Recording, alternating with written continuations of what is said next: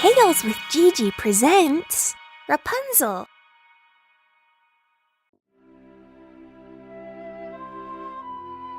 Once upon a time, there was a man and his wife. They had wanted a child for a long time, but had never had one. One day, a miracle happened, and the woman gave her husband the news that they had both so long wished for. They were going to have a baby.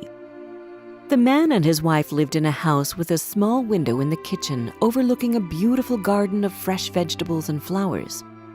Unfortunately, there was a high wall of barbed wire around it, and no one ever entered it because it belonged to a mighty witch, who everyone was terrified of. One day, the woman was looking out into the garden when she saw a bed filled with fresh radishes. They looked so enticing that she began to want some. This went on for days. She knew she could not get the radishes, and she got more and more feeble by the day. Her husband was worried about her and asked, "What is the matter, dear wife?"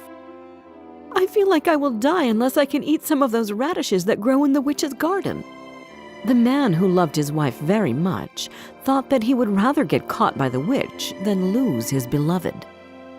He waited for night to fall so he could climb over the wall into the garden.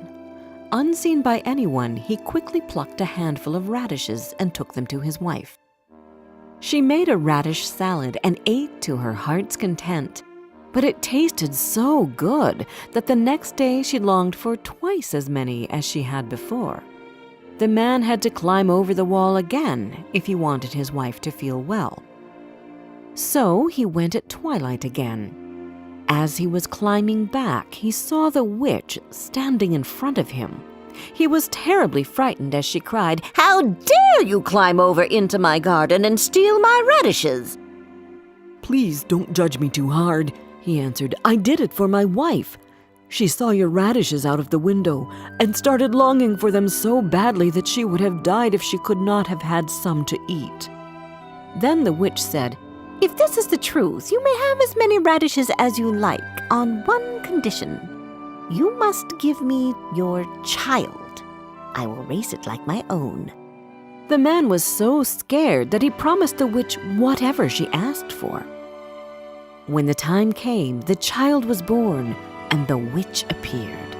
She gave the child the name Rapunzel, which means radish, and she took her away as she had threatened.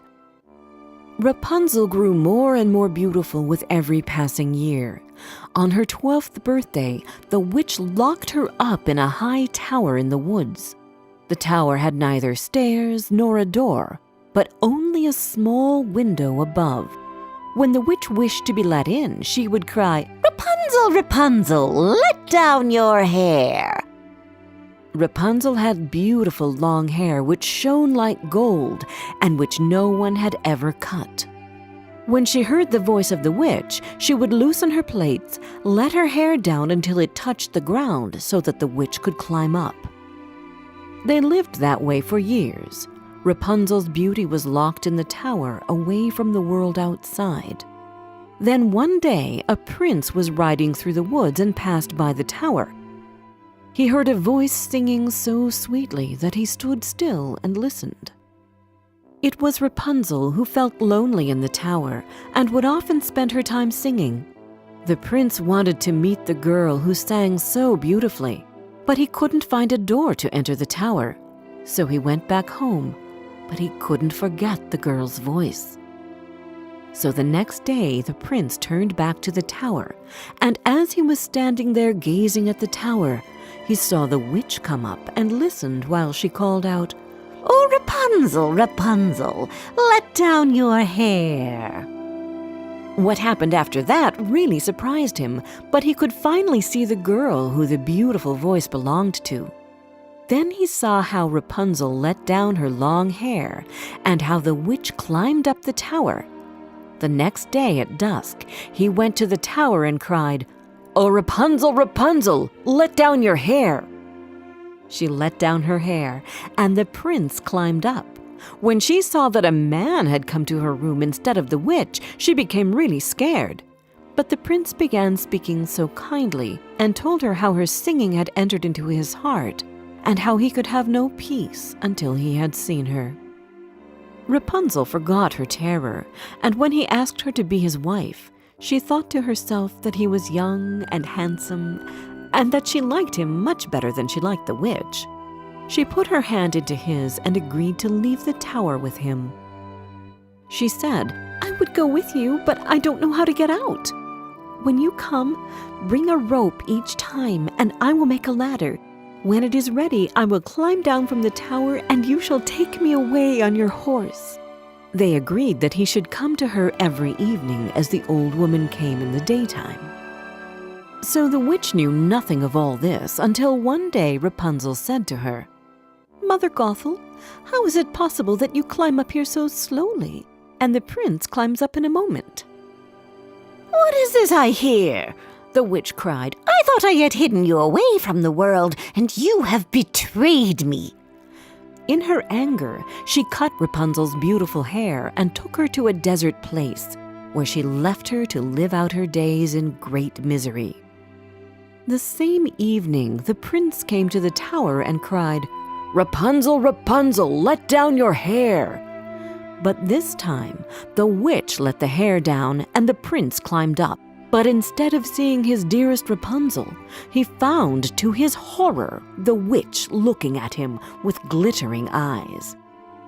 "You will never see Rapunzel again," she told him, and with those words she pushed the prince from the tower. He fell on thorns which blinded him. Left without his sight, the prince wandered through the woods for months, until one day he heard someone singing. He didn't know where he was, nor could he see where she was, but he was sure that this was his darling Rapunzel singing. He followed the voice to come to his beloved Rapunzel. When she saw him, Rapunzel dropped the buckets of water which she was holding, and they fell into each other's arms and cried, happy to be together after such a long time. One of Rapunzel's tears fell on his skin, and in that moment a miracle happened. The prince could see again. "What happened to your hair?" he asked, and touched her hair. But before Rapunzel could even answer him, another magic happened, and her hair grew back, long and shining as it had always been. Then the prince took her to his kingdom, where he was received with great joy. And there they lived long and happily.